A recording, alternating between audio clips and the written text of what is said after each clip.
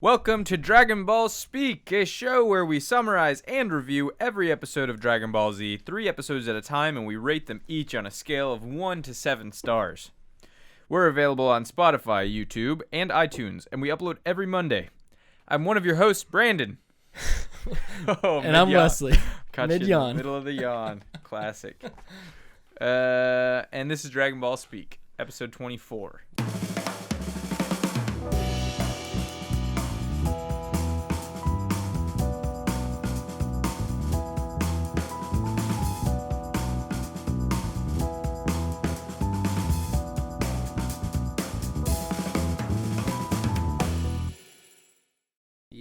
Okay. Starting with episode 73 of Dragon Ball Z, Gohan defeats your dad. Daddy. Oh. That ain't me, Gohan. Don't lose your nerve. Hit your father. Okay, that's a long one. Yeah. All right. The 6th episode of the Captain Ginyu saga, which I guess is over. I can't. At this point. I don't know why they... Is that canon? Is that a thing? The Captain Ginyu saga? I mean, I guess. Saga just means like I guess yeah, it's but like a little if I was mini like talking saga, to like the fans and I was like, yo, my favorite saga is the Captain Ginyu saga, would they be like, that's not a saga? Probably. I would think, yeah.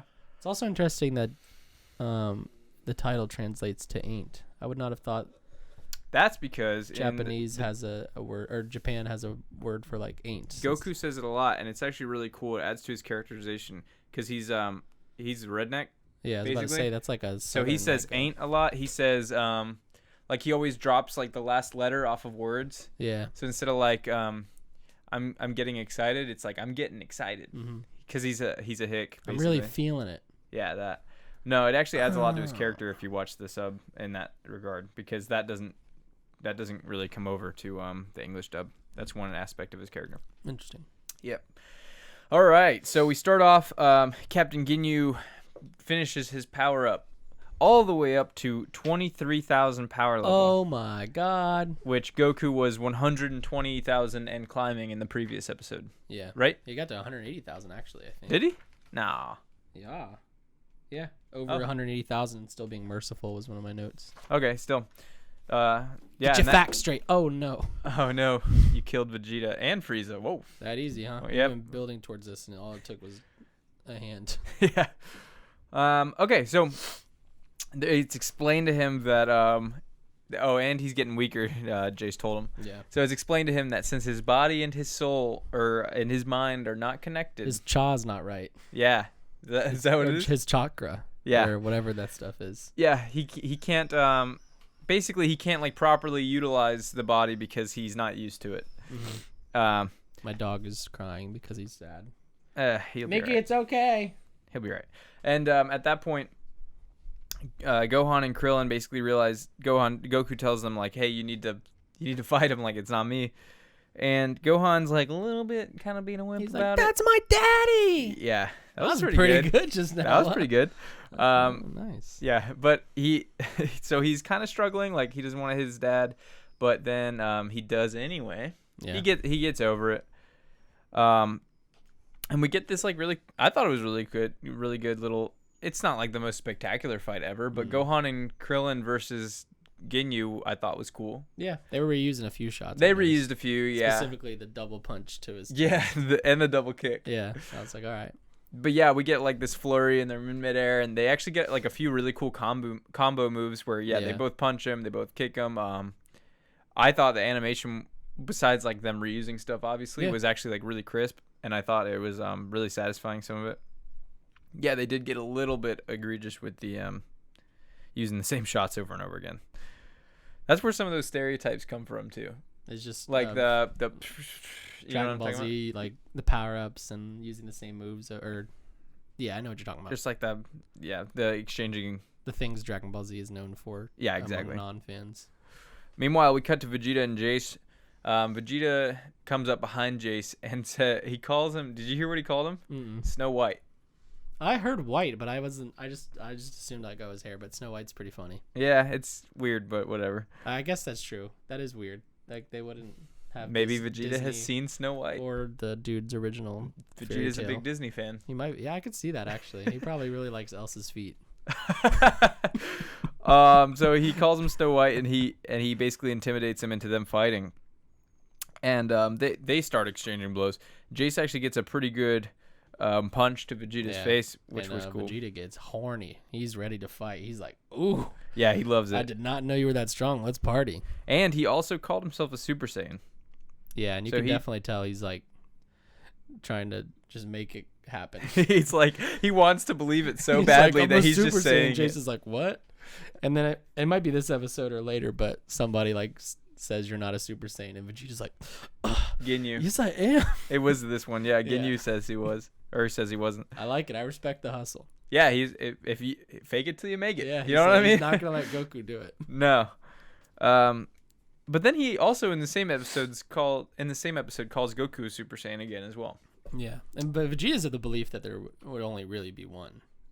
Yeah, which is strange. Because when he first realizes it, he's like, "There's no way he's the Super Saiyan." Like, right. Yeah, that's a good point. And then I wrote awesome punch to the face, but I don't know if this was when Vegeta got punched or I think there was another awesome one. Nope, I guess not. I think that's when Vegeta gets punched. Yeah. Okay. Maybe. And then Ginyu says, what did he say? He says, "I hope you're wearing clean underwear." Yeah. What is that? What was that? He's like, because you're going to the emergency ward. Oh yeah. And I thought he was gonna say something like, because you're gonna shit your pants. Because you're about to shit. But like they were like, because I don't know. I guess you need clean underwear. I guess it would be polite to have clean clothes when you go to the emergency room. But I definitely thought Ginyu was about to say something about shitting your pants. That's kind of where I was going to. It would have made more sense, I think. Anyway. Probably. Meanwhile, Nail continues to fight against Frieza, getting toyed with and obviously not doing literally anything. Yeah. You could say he's fighting Frieza, but he's very much Every not. shot is like Nail almost dead, and Frieza's just like. Right, and Frieza only hasn't immediately killed him. One, because we kind of seen that he likes toying with his prey, and then also he's trying to get the password out. Yeah, he thinks that Nail's the only one with the password. Mm-hmm. So what did you think was going to happen with this this body switching stuff? I didn't think it would be over this quick. Did you think he was going to switch to Vegeta when he went for it? Oh, yeah, and then Vegeta like... Is that in this episode? Yeah, it is. It's at the end of this episode. Yeah, he like flashes himself to the back. Yeah, I definitely thought he was going to switch. Because I assumed that this would be like a whole nother like 7-episode thing. Because it's called the Ginyu Saga? Well, that and just like... It's another like hurdle stopping us from getting to the Frieza fight. So I'm like, okay, yeah, they're gonna be switching bodies back and forth for another like 10 episodes. No, credit where credit's due. It's over now, and like it didn't last too long. I'm glad. Like I said last episode, I kind of never really been a huge fan of the Ginyu stuff, so I'm kind of glad it's short. Yeah, me too. I'm kind of over it. I'm really mostly just tired of him. Tired of Ginyu? Yeah, he's like not. I don't know. I just don't think he's a fun character. Mostly because he's annoying. Yeah. And, this change stuff just gives me a headache because it's like, man, if they would have like, if they wanted to, they could have added like 3 episodes where he does change into Vegeta, and now Vegeta's in Goku's body, and Goku's and would have been so. That's really what I thought was coming. Like, oh my god, it would have been such a headache. Gohan to Goku and vice versa. And yeah, and who knows, man? They could have done it all. What's a cool theory? I don't know that this is ever confirmed or anything. Anyway, that. It's a cool theory that since Ginyu has this ability to change his body, that's not his original body. I think it's cool. I was actually thinking that. Like, who knows what he originally looked like? When I guess kind of getting a little ahead of ourselves, but when Captain Ginyu the Frog, the next episode came, I thought that we were going to like find out that Captain Ginyu's original form was just like a frog. Really? And like he's been training like to be stronger. That is a very, very interesting theory. Wow. That is wow. Okay. But yeah, back to this episode, which sorry, that's basically it. I don't. Well, we get this weird shot of some nail titties. Whenever he's fighting Frieza, he like hit Frieza, like hits him from behind. I thought he was blowing him up. Me too. I guess it like it broke his ribs or something. I thought he was getting blown up in like slow, like real time or slow mo, but it turns out he just got his back, whatever those muscles are, pushed in really hard. And then we get a shot later. He like regenerated. Yeah, where he's like, and you see them like, just a little. We get some. I wrote good music, so we must have had some good music. Yeah, I think it was when Dende was flying, actually. I really liked that music. Just leave him. Just leave him. I did it. I beat Frieza and Vegeta. One swoop. Yeah. The tables start turning against Gohan and Krillin, where Ginyu's starting to like get familiar with the body and he's starting to get stronger. So we see like that sequence where they're hitting Ginyu, and then it starts to become Ginyu hitting them and getting a few good blows. And he like shoots a blast at Gohan, and Gohan tanks it, but then he shoots another one and it's strong. So Goku intervenes and knocks the blast away, and now it's 3 versus 1. Yeah. So Goku and Ginyu's body, and then Gohan and Krillin versus Ginyu and Goku's body. Now that doesn't last very long because we cut back to Vegeta, who is fighting Jace. We get actually I thought was a really cool sequence in the ship where Jace like tries to hit Vegeta, and then like all the steam starts coming out, and Vegeta's like hiding in the steam, and then they jump out of the ship and the steam is like trailing off of Jace. Yeah, that was cool. It was like a movie. Yeah, dude, these like some of these cool creative decisions. I've got a shot that I loved in the 3rd episode here. 75th. I thought it was super creative. Anyways, we get a little bit more fighting between Jace and Vegeta. Vegeta is like clearly outclassed him, and we end up with another really cool shot where he's got this hand forward and Jace is upside down, but we see this focus shift of Vegeta's hand to his face, like, smiling. No, don't do it, Vegeta, no. He gets turned into dust, and then we see like his body. Yeah, his parts. Like parts are his like burnt parts and falling Goku's out of the sky. Like pissed. Yeah, Goku didn't like that he killed him. Because violence solves nothing. That's not what he said, but yeah, it's something like that. He said something. It's like too violent, but your violence I don't know. Useless. Something along those lines, and it's a little like Goku doesn't kill his enemies because he doesn't think it's necessary usually, but I don't know. I kind of like what Vegeta did. I like when he got killed. I don't like Jace anymore, so. Yeah, I don't ever want to hear that bye-bye fake Australian accent again. Okay, anyway, sorry. Moving on. So the Ginyu Force is just Ginyu. Yep. Now it's just Ginyu. Vegeta turns his sights on him. He pummels him into submission, actually really easily, and sends him crashing to the ground. So it's like a mini rematch between Goku and Vegeta, which was cool. Yeah. And Ginyu is like just stuck on the ground. He's like very injured, kind of giving up at this point, and Vegeta starts flying towards him, but Ginyu smirks and begins his body switching technique again. Yep, and then right at the last second, Vegeta yeets to behind him. That's in the next episode, but this was the end of this episode. Oh, you're right. Yeah, that's right. We just end with like the yellow blast coming, or the yellow transformation coming. So differences from the manga, let's discuss. Gohan struggling to bring himself to hit Ginyu while he looks like his father is exclusive to the anime. That's pretty cool. Because Gohan's a little smarter than that. That's fair. And the fights involving... It'd still be tough, though. I guess Gohan would know that he's not actually going to hurt his dad. Like, That's what I'm saying, yeah. Gohan's not going to do much to the body of Goku. Right. But I actually liked that. I don't like necessarily the way they did it, but I do like that, like, he was like, I don't really want to hit my dad. No, yeah. I mean, I don't hate it. That's for sure. I've seen that in like movies and stuff before, where it's like, it's not the person you think it is, but seeing their body is like making it tough to attack. Yeah. Plus, Gohan loves his pops, his daddy. And then in the anime, Ginyu getting accustomed to Goku's body and giving them a harder fight didn't happen in the manga either. Oh, so he just stays at 23,000. Yeah, he just never. I mean, it's the whole point is like he's not used to the body, so they end up beating him. That would have been a quick episode. Well, yeah. Oh, we get a little bark. A little bork. And moving on to episode 74. What is the score you gave for 73? I gave it a 4 out of 7 because it was just a pretty good episode. Just a standard episode for me. I gave it a 5. I really liked a lot of the animation and then some of the overall good episode. There were some corny lines, but that's inescapable right now for a little while. I'm just at the point where I'm just ready to be done with Ginyu, so. Yeah, and even a good Ginyu episode is like, okay, I'm tired of it. Right, and so luckily, the episode 74 is the final Ginyu episode. Yay, and it's got a great title. Let's see if it says it. Captain Ginyu the Frog. Yeah, the 7th episode of the Captain Ginyu saga. So yeah, there's a huge miscalculation. Ginyu has turned into a frog. Okay. Well, they're just so literal, dude. Yeah, it's like so literal. So that's the translation from the Japanese name to English. Right.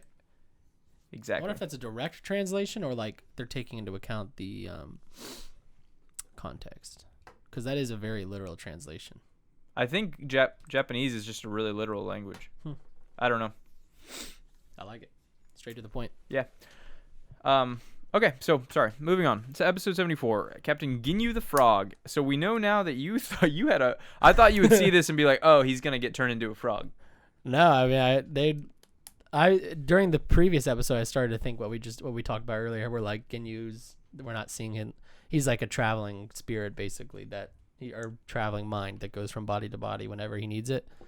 So I thought that like his not necessarily a frog, but like I thought his original form would be like something as weak as like just a frog. Maybe That's something so like awesome Gorbo that or whatever that dude was. You took it like so much farther than I know, it and they're was. just like, nah, he just turns into a frog. He gets turned into a frog. Then he gets well, we'll see. I hate that part. That was good. Okay, so he's gonna change now into his he's gonna change to Vegeta, but Goku jumps in the way just in time, and he gets changed back into his own body. Mm-hmm. So everyone's in their original bodies, thankfully. Yeah, I hate Goku not being in his body. It's just like, yeah, he's gonna get it back, so let's just get to it. You know what I mean? So Goku begins a Kamehameha versus Ginyu, and he can't do it. And I like Vegeta's reaction to this, because he says, "Oh, I can't wait to see this," or something with a smirk. He knows Goku's about to. He knows that move. Yeah, and he knows it all too well. And it eats right around. Well, not on purpose, actually. It just goes around Ginyu because Goku cannot handle it. He just misses, and he's not really, I guess, accustomed to his body yet. It's a weak Kamehameha too. Yeah, it was a little one. Go. Little one, and he was just kind of juiced. So, Vegeta begins fighting Ginyu. So yeah, he's flying towards him, and then he's about to change again. And at this point, like you said, he does what? He like teleports behind him. It was. Yeah, he like does that little flash move where like he moves really fast. And then he says nope, and then punches him real hard in the back, and it's sick. Yeah, and Vegeta's actually super pissed. I guess Vegeta didn't realize that he was trying to switch bodies with him. Yeah, it feels like. I guess so. Because I don't. He's just not paying attention. I guess because it feels like he's smarter than that, but he doesn't. He's also very driven by fighting, though. So. Yeah, exactly. Yeah, that's true. As we see later, whenever he's fighting, he's not thinking about anything else. Yeah, so Vegeta's beating the snot out of him, but Ginyu's not fighting back, and Goku realizes, like, hey, he's letting you beat him up. That way he can switch bodies again, and like. And then you'll be stuck in Ginyu's destroyed body. Exactly. Yeah. So he was letting him do it. It's actually a pretty cool tactic, in my opinion. Absolutely. A lot cooler than, like digging out your own chest like he did with Goku. So Vegeta's not paying any attention. Vegeta throws Ginyu into the air, and Ginyu prepares again for the technique, but Goku notices a frog next to him. Yeah. It digs out of the dirt, and then it hops up next to Goku. And a really cool shot, by the way. He digs himself out of the dirt right in front of the Dragon Balls, and then we see the fight happening in the reflection. Oh, in the reflection. How sweet is that, was dude? Cool, actually. That's the kind of creative stuff, like, man, that's so cool. But little did I know when I saw that shot that this frog would soon be a key character in the Ginyu saga. Oh, absolutely. The main character, you could say, in the Ginyu saga. He throws it towards Vegeta as the beam is approaching him, the change beam. And little did we all know, Ginyu gets turned into a froggy. Yep. Yeah. And that's that. And he even says ribbit like Ginyu. He says, yeah. Ribbit. And Ginyu's body, his like creepy frog body, just like hops away. Yeah. But then the frog that is Ginyu finds a lover. Yeah, we see that later. We get a very sexual frog noises. That's the next episode. Very sexy frog noises. So Vegeta, so that's it. The Ginyu Force is done. The Ginyu Force lasted actually quite a while. Yeah, a lot longer than from Goku's arrival to now, which is when did we first 10 full episodes. Well, no, more than that actually. Sorry, basically episode 62 it looks like, or 61. So quite a while, like 15 episodes, 14 episodes of the Ginyu Force, and they're gone. They're all done. They're all taken care of. Vegeta, we see not taking advantage of the fact that Goku is like super messed up, Yeah. And he literally even said, I wrote that before he says this, but he even says, like, defeating you 3 weaklings right now would be like shooting fish in a barrel. Like, it would be nothing for him. But he knows that he needs Krillin for the Dragon Balls. And Goku to probably fight Frieza. And he says he needs Goku to help him with Frieza. We hear him later, though. He's still got his he's still hung up on his revenge. It's not gone. It's yeah, he's very much like, I'm gonna get this wish and then I'm gonna kill y'all. Oh, for sure. He's got his own plans. Always. He's always got his own plan. So so they get Goku in this. They decide they're gonna trust him. They get Goku in the back to tank. What did he say it was called? Isolation chamber. Isolation chamber. Whatever.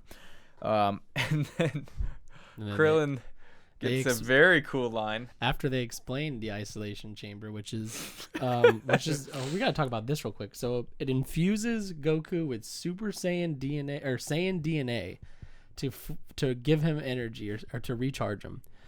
I don't think that's how DNA works. I also don't even know if you can infuse DNA. I think you can shoot DNA. It goes into his pores. So first off, it's actually called a medical machine, not an isolation chamber. That's not what they call it in the show. Vegeta reveals that this one's an older model since he broke the newer one not so long ago, but it'll work just fine. Vegeta also supplies Gohan and Krillin with battle armor, so yeah, I don't know. But after he explains the isolation chamber, what does Krillin say about it? He says, "Wow, Mondo cool." And then Vegeta says, "It is Mondo cool."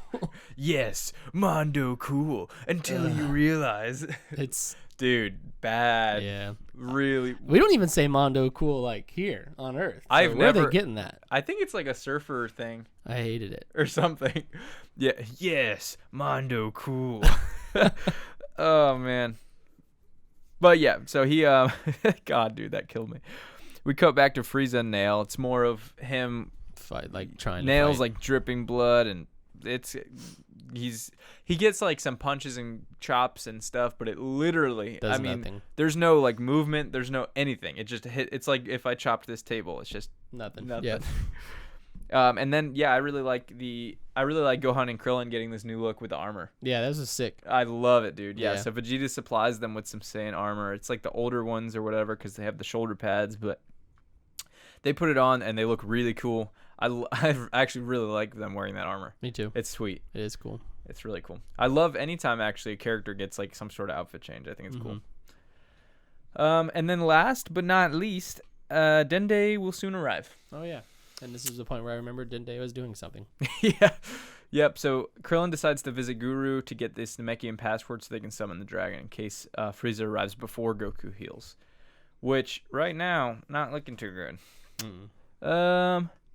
Not really anything else to say about this one. Let's see. Yeah, I mean, other little stuff like Goku doesn't actually try to fire that Kamehameha in the manga and miss, but, you know, whatever. And then moving on to episodes. Oh, sorry. I do this every time. I'm not used to it yet. What'd you give 74? I gave it a 4. I gave it a 4 as well. Okay, cool. That's pretty whatever episode. It's good. But nothing outstanding. It was really held back by the terrible translation with the Mondo cool. It didn't get cool until like the very end.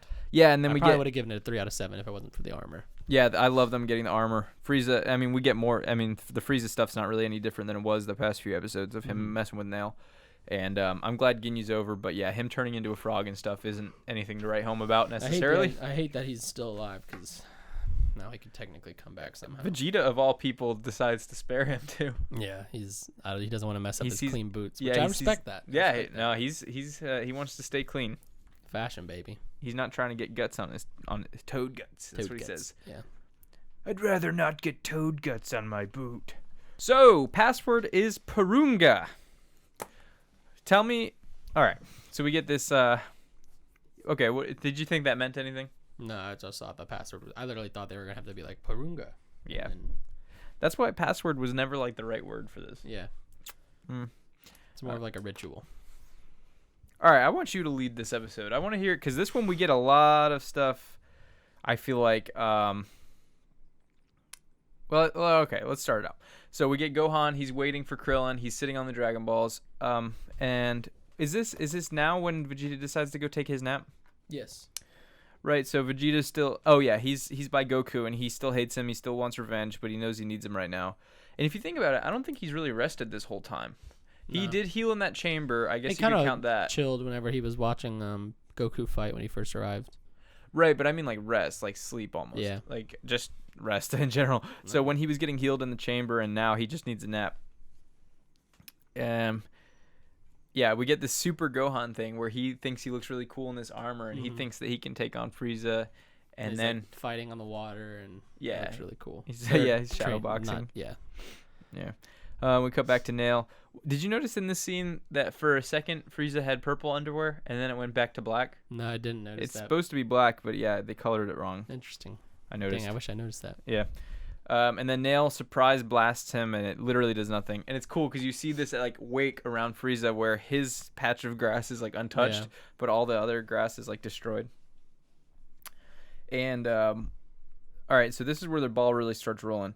Nail decides, in all of his wisdom, to tell Frieza that this whole time he's been stalling, and that the Earthlings have probably made their wish with the Dragon Balls by now. Nail ruined everything. Like this would have been over. This would have been the end of the Frieza saga if Nail would have just shut his mouth up. But he wanted to get. I don't even know why. He wanted to finish the fight with having some kind of W. So yeah, he tells Frieza like Dende's got the password and he's on his way to the Earthlings, and Frieza's like. And Frieza realizes. Yeah, and he's like, "All right, thanks." Because he saw Dende flying by. He's like, "Oh, damn it!" I wish he would have killed Nail right there, but he doesn't. He's like, "I'll be back for you," and then he flies off. But it would have been sick if he's like, "Thanks, finger. Here's a finger. Done." Yeah, I was actually thinking the same thing. But yeah, so now Nail ruined everything. I literally like. There's no reason for his character to have done that. No, there's none at all. I wrote that down. I said, why would Nail divulge that information? If anything, Frieza could have killed Nail right there and then been like, okay, he does, check in with the Ginyu Force, realize that none of them are responding, and he's like, oh, crap. There's no way they killed them, but blah, blah, blah. And then, like, started flying towards them. Exactly, yeah. But no, Nail had to... It's not really his character either. He would have died with the secret. Like, he would have died...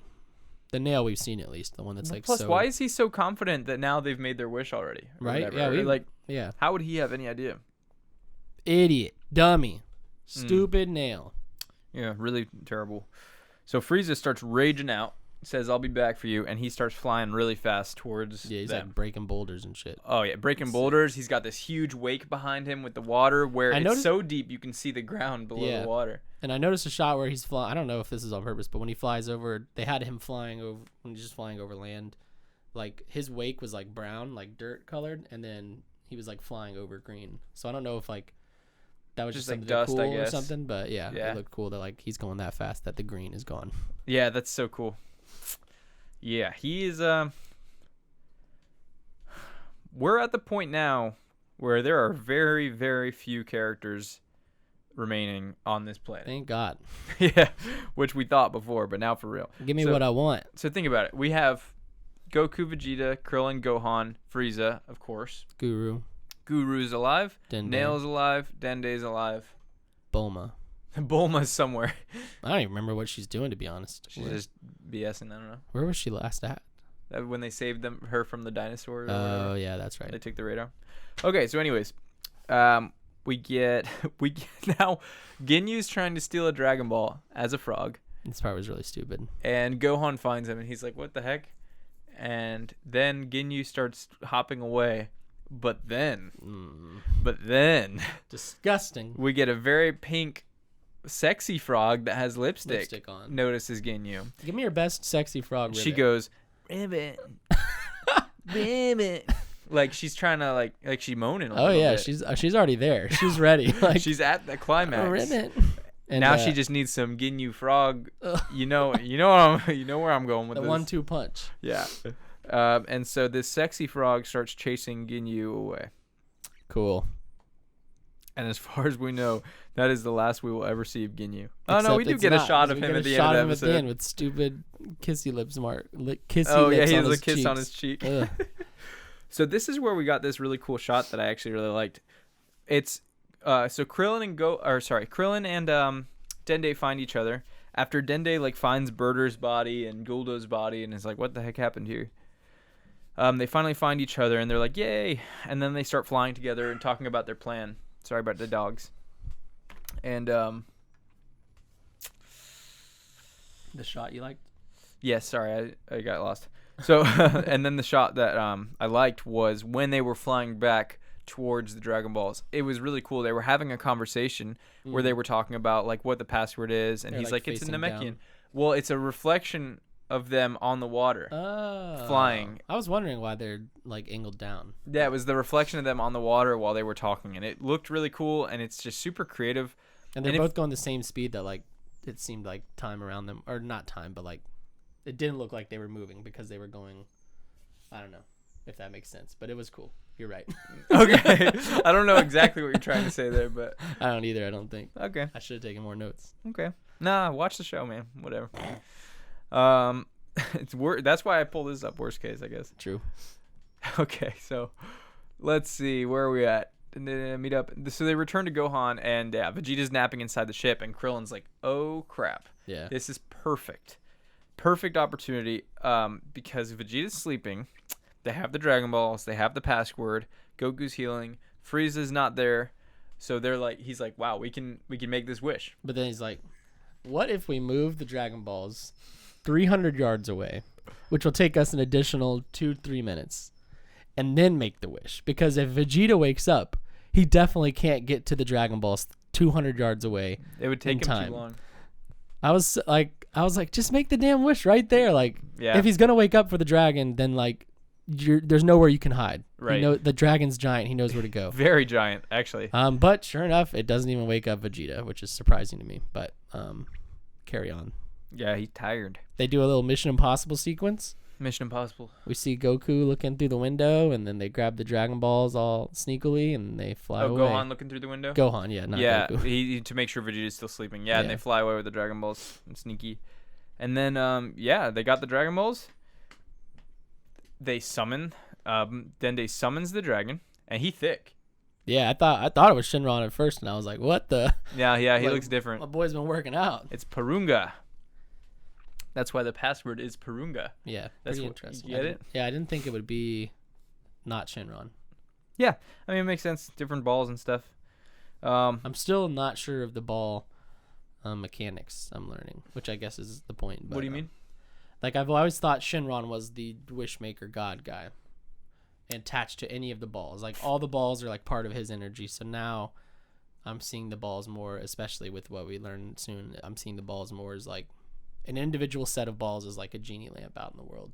Essentially, yeah, you could say that for sure. Yeah, and each one has its own. Shenron genie. Is just the dragon that's with Earth's Dragon Balls, and I guess Porunga is just the dragon with the Namekian ones. Oh man, we get this really good music kicking in with Porunga when he gets summoned too. Did you notice that? Yeah, and it's like the sky gets all dark. Frieza stops and he's like, "What's going on? Give me your best Frieza."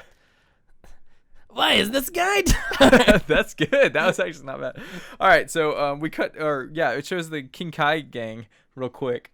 Yeah, like Piccolo and them. But at this point, dude, I noticed it was really bad. I almost told you to rewind so you could see. Tien's mouth is moving and no one's talking at one point. I didn't notice that because I was too focused on Chaozu. Yeah. Because he looks really small and sounds different. King Kai sounds really different too because of this whole redub situation. And then and then at this point, Porunga is summoned. They're like, "Whoa, he's huge." Ginyu has a little tear coming out of his eye because he's watching. But you know, and he's. I mean, I don't know if we've said it enough, but Porunga is thick. Oh, he is juiced. Yeah, like he's like The Rock, small fry. Exactly, he's huge. Porunga, big boy. He's chonky. Yeah, I thought it was Shenron too, and I was like, Shenron's been working out. No, Shenron got those tiny arms. Yeah, he got little baby arms, but he looks cool. You see the tiny arms, yeah. And antlers. Yeah, he's got antlers. Okay, but Porunga has horns. And then last but not least, they realize someone's coming. Frieza is coming. So lastly, they sense someone coming. They realize it's Frieza. The dragon is summoned. Oh, they realize here that they get 3 wishes. Porunga says, "I will grant you any 3 wishes." That's very genie-like. That's a very huge difference from the Earth Dragon Balls because 1 versus 3 that's huge. Yeah. And now they got to make these wishes quick, probably, because Frieza's on his way. They haven't talked about what 2 other wishes would look like. Nope. It's a very stressful situation. And they don't even know. It sounds like they don't even know what their first wish is. Yeah. You want to know my theory for the other 2 wishes? That is exactly what I was going to ask. Okay, so the first tell wish, me every wish. They're going to ask to bring back their friends. Okay. So the whole King Kai group. Okay. They're going to wish for Goku's invincibility, that's not the word they've been using. They've been using immortality. Immortality. And I think they're going to wish for Vegeta to have immortality. Really? So that they can ensure that they can beat Frieza. That's my guess. Okay. So now that might also be giving them a little too much credit in terms of forward thinking. They are kids. Well, Goku's a kid. Gohan's a kid. Yeah, I really don't know what else they could wish for. Other than maybe they'll try to. Here's another theory. Maybe they're just gonna wish for Frieza to like not win or something, like make Frieza lose or make him something to like stunt Frieza. But we'll see, I guess. Well, we know at least on Earth that the dragon cannot grant a wish beyond his power. Because remember with the Raditz situation. Yeah. Interesting. Then yeah, I'm gonna stick with my original too. Okay. So now Frieza, the ball has been rolling this whole time, and now Frieza is almost at our group. Yeah. With no other small fry to worry about. It's like it's hitting the fan big time. What do you think happens when Frieza arrives to this group? Do you think they've already made their wishes? Or do you think like anything's gonna what do you think? I think they'll have made 1 wish. Out of 3? And then I don't really know the time length on Porunga or Shinron or any of these Dragon Ball wishes. It'd be sick if the fight that is definitely coming, which is Frieza versus the Avengers, basically, happens with Porunga in the background and the sky's all dark and there's lightning everywhere. That'd be sweet. But I'm not sure if Porunga would stick around for that. So, but I know that they're going to bring back their friends. I can feel it. It's going to be an Avengers Endgame moment. It's going to be sick. And then maybe even Frieza gets a wish. But no, he only wants to wish for immortality. So that would be... A lot to think about. I cannot wait to record our next episode and then the next several episodes. So what is your score? I actually gave this one a 3 out of 7. I gave it 6. Oh, wow. Look at that. Let's talk about this discrepancy. Okay. I only liked the last 3 minutes. I did not like the Frieza and Nail stuff because Nail acted stupid. I definitely didn't like the frog stuff, and other than that, it was just the last 5 minutes where they're getting the Dragon Balls and moving them, and then they wish for Shinron. Porunga. I can agree with that. I only really liked the last 5 minutes or so, other than some hype. Little stuff, but it was hype. Yeah. Dude, we're hype. Here. It's here. Yeah. So who knows? Oh man, I love this show. It's so good, so good. All right, so what will happen next? Will Krillin remove his trousers and have a romance with Vegeta? Yes, finally. Find out next time. Say it. Even though Vegeta's an Elsa feet kind of guy. On Dragon Ball Speak.